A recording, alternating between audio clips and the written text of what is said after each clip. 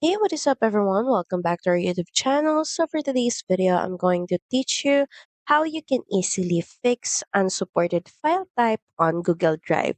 So, we're currently here at drive.com, and to start, we need to understand the issue. Apparently, Google Drive only supports previewing certain file types like PDFs, docs, images, and some videos. If you upload an uncommon format, Drive can't preview it, but that doesn't mean it's broken. Access the content, click on the file, then click on the download button.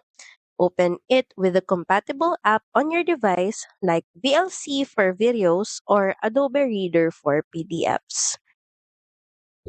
If you want to view it in Drive, try converting it. For documents, open them with Google Docs. For other types, use online converters like Cloud Convert to convert them into a supported format. If you're still experiencing the problem, you can try converting the file. Then, once done, you can head over in Drive, click on the new button, then click on File Upload. Then, from here, you can try re uploading the file. So that's pretty much it. Thank you very much for watching this video. I hope that you find this video helpful. And if you do, please don't forget to like, share, and subscribe to the channel. Now we'll see you again on the next one. Bye!